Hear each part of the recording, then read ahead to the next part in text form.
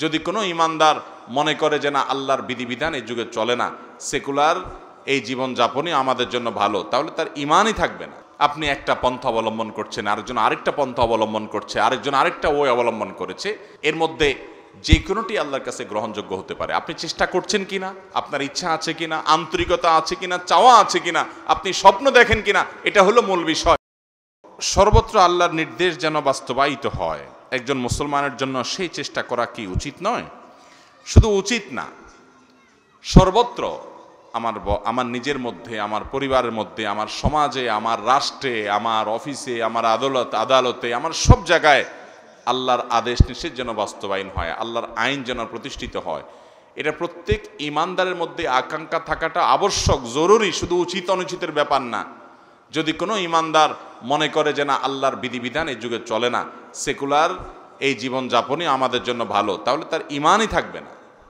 তার ইমানই থাকবে, সে বেঈমান হয়ে যাবে। এই জন্য প্রত্যেক ইমানদার জীবনের সর্বস্তরে, ব্যক্তি থেকে নিয়ে রাষ্ট্র, আন্তর্জাতিক পরিমণ্ডল পর্যন্ত সর্বস্তরে যেন আল্লাহর দিন দুনিয়াতে গালিব হয়, বিজয়ী হয়, জয়ী হয়, প্রতিষ্ঠিত হয়, সে আকাঙ্ক্ষা, সে চেষ্টা, সে তামান্না এবং সেই লক্ষ্যে কাজ করার প্রবণতা এবং প্রচেষ্টা তার মধ্যে থাকতেই হবে। এটা না থাকলে সে নিজেকে ইমানদার দাবি করতে পারে না। সৎ কাজের আদেশ এবং অন্যায় অসৎ কাজ হলে, আল্লাহ বিরোধী কাজ হলে সেটাতে বাধা দেওয়ার চেষ্টা ইমানদারের মধ্যে থাকতে হবে। মুখ দিয়ে হাত দিয়ে না পারলে মুখ দিয়ে না পারলে মন থেকেও তার জল্পনা কল্পনা, তার প্ল্যান পরিকল্পনা, তার তামান্না আকাঙ্ক্ষা থাকতে হবে, নাহলে সে আল্লাহর কাছে গুনাহগার হবে। তবে হ্যাঁ, এই থাকাটার ক্ষেত্রে মত পার্থক্য থাকতে পারে। আমাদের মধ্যে নবী বা রাসূল নেই যে একটা পথ বলে দিয়েছেন যে এইটাই করো, যার কারণে সেটা প্রতিষ্ঠিত হওয়ার জন্য আপনি একটা পন্থা অবলম্বন করছেন, আরেকজন আরেকটা পন্থা অবলম্বন করছে, আরেকজন আরেকটা ওয়ে অবলম্বন করেছে, এর মধ্যে যে কোনোটি আল্লাহর কাছে গ্রহণযোগ্য হতে পারে। আপনি চেষ্টা করছেন কিনা, আপনার ইচ্ছা আছে কিনা, আন্তরিকতা আছে কিনা, চাওয়া আছে কিনা, আপনি স্বপ্ন দেখেন কিনা, এটা হলো মূল বিষয়। পদ্ধতির মধ্যে মত পার্থক্য থাকাটাই স্বাভাবিক, কারণ এর কোনোটা, আপনি যে পদ্ধতি অবলম্বন করেন, আরেকজন যে পদ্ধতি অবলম্বন করেন, আরেকজন বলছেন আরেকটা পদ্ধতিতে গেলে ভালো হবে, এগুলো সব ইজতিহাদগত বিষয়, যার যার গবেষণাগত বিষয়। এই ইজতিহাদ এবং যার যার বুঝ এবং গবেষণাকে আরেকজনের উপরে ফরজ করে দেওয়া বা চাপিয়ে দেওয়ার সুযোগ নেই। কিন্তু মৌলিক বিষয় সবার মধ্যে থাকতে হবে, সেটা হলো আল্লাহর দিন সর্বত্র যেন প্রতিষ্ঠা হয়।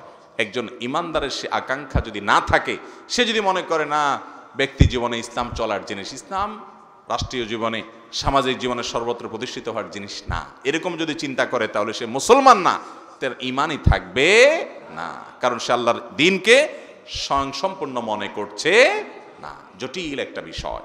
আমাদের সমাজে অনেক মুসলমানরা আছেন, নামাজ কালাম পড়েন, রোজা রাখেন, জিকির আজকার করেন, কোরআন তেলাওয়াত করেন, ইবাদতবন্দি করেন, কিন্তু আল্লাহর দিন সর্বত্র প্রতিষ্ঠিত হোক এই স্বপ্ন কোনোদিন তিনি দেখেন না, এটা নিয়ে তার কোনো চিন্তাও নাই।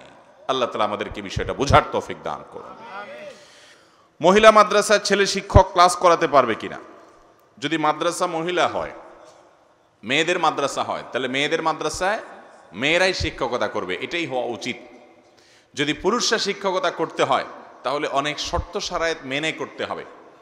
সেই শর্তগুলোর এক নম্বর হলো শরীয়তের পর্দার বিধানকে অক্ষরে অক্ষরে মানতে হবে। যেমন পর্দার আড়ালে থেকে পড়াবে এবং কোনো রকমের ফিতনা যাতে না হয় সেজন্য সকল ব্যবস্থা গ্রহণ করবে।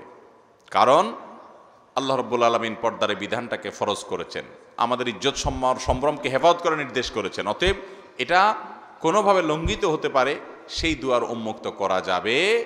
যেই পুরুষ পড়াচ্ছেন, সেই পুরুষ কি পড়াচ্ছেন সিসি ক্যামেরায় মনিটরিং হবে, তিনি কি কথা বলছেন, তার অ্যাটিটিউড কি, সেগুলো মনিটর করতে হবে, দেখভাল করতে হবে, যাতে কোনো ফিতনা পতিত না হয়। এরকম শর্ত সাপেক্ষে ছেলেরা মেয়েদেরকে পড়ালেটা জায়েজ আছে, কিন্তু মহিলাদের জন্য মহিলা শিক্ষক যদি পাওয়া যায়, সেটাই অগ্রাধিকার দিতে হবে।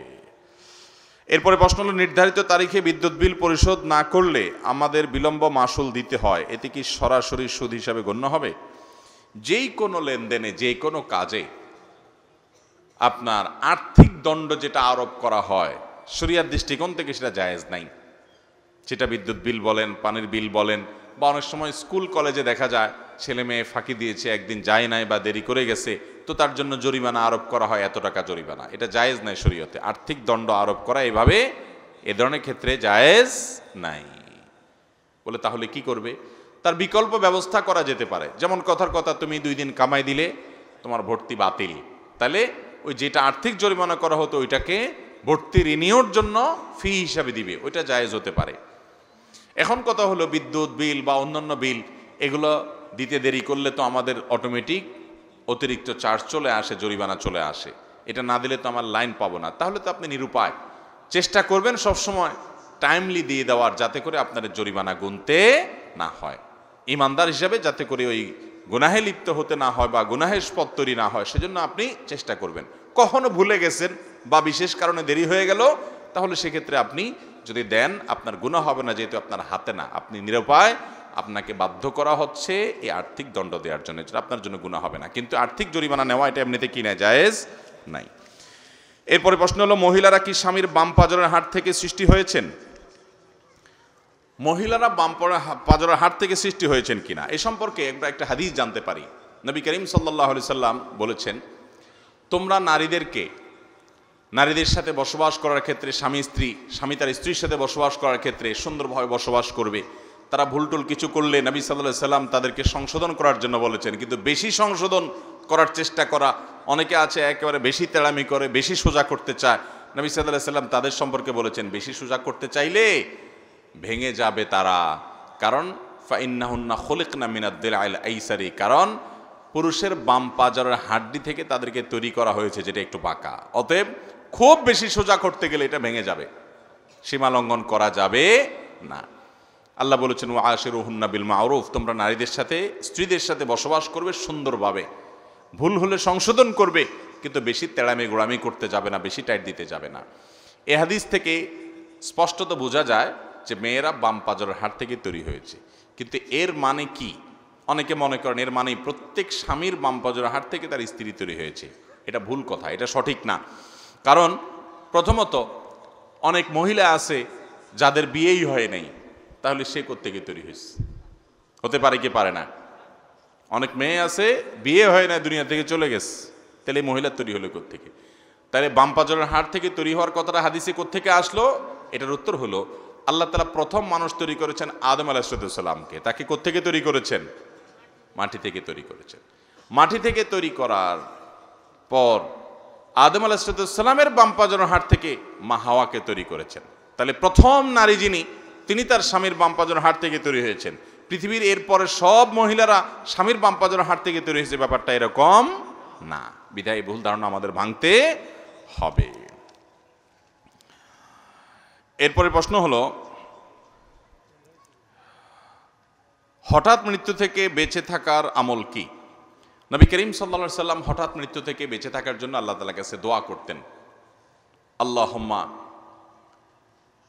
ইন্নী আসআলুকা, আল্লাহুম্মা ইন্নী আউযুকা মিন যাওয়ালি নি'মাতিকা। আল্লাহ, আপনার নেয়ামত যেন হঠাৎ করে আমার থেকে চলে না যায়, এর জন্য আপনার কাছে আমি কি চাই? আশ্রয় চাই এবং পানা চাই।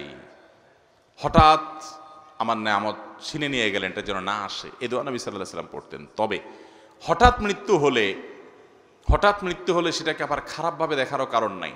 কেউ অ্যাক্সিডেন্টে মারা গেছে, পানিতে পড়ে ডুবে মারা গেছে, আগুনে পুড়ে মারা গেছে, কোনো একটা বিপদে পড়া মারা গেছে, হঠাৎ মরে গেছে, এটাকে খারাপ মনে করার কোনো কারণ নাই। এটা নির্ভর করে ব্যক্তির আমল কি। নবী সাল্লাল্লাহু আলাইহি সাল্লাম বলেছেন, মৌতুল ফুজাআহ বা হঠাৎ মৃত্যু, আকস্মিক মৃত্যু,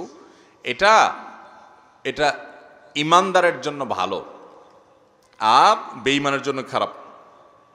ইমানদারের জন্য ভালো এই জন্য যে সে তো জান্নাতি, মানে মুত্তাকি জান্নাতি মানুষ, যে তার যদি হঠাৎ মৃত্যু হয়ে যায় তাহলে সে দুনিয়া থেকে হঠাৎ করে সে জান্নাতের নেয়ামতের মধ্যে ঢুকে গেল, এটা তার জন্য ভালো। আর যদি কেউ জাহান্নামী হয় তার জন্য হঠাৎ মৃত্যু খারাপ, কারণ সে হঠাৎ মৃত্যুর মাধ্যমে দুনিয়াতে যেটুকু নেয়ামত ভোগ করছিল সেটুকুও তার হাতছাড়া হয়ে গেল। এই জন্য হঠাৎ মৃত্যুটাকে আমরা গণহারে খারাপ মনে করার কোনো কারণ নাই। তবে হ্যাঁ, প্রস্তুতিমূলকভাবে দুনিয়া থেকে যেতে পারবো, আল্লাহর কাছে তওবা ইস্তেগফার করব, দোয়া দরুদ করব, সেই চেষ্টা একজন ইমানদারের থাকবে, সেটা ভিন্ন বিষয়। এরপর প্রশ্ন হলো, সিগারেট কোম্পানিতে চাকরি করা যাবে কিনা? সিগারেট কোম্পানিতে অথবা এমন কোনো প্রতিষ্ঠানে চাকরি করা জায়েজ হবে না যেই প্রতিষ্ঠান হারাম জিনিস প্রোডাকশন করে। আপনি সেখানে কাজ করতেছেন, সেটা তৈরি করাতে আপনার শ্রম দিচ্ছেন, তাহলে আপনি অন্যায় কাজে সহযোগিতা করছেন। আল্লাহ বলেছেন সূরা মায়েদার 2 নম্বর আয়াতে, তাআবানু আলাল বিররি ওয়াত তাকওয়া ওয়ালা তাআবানু আলাল ইসমি ওয়াল উদওয়ান।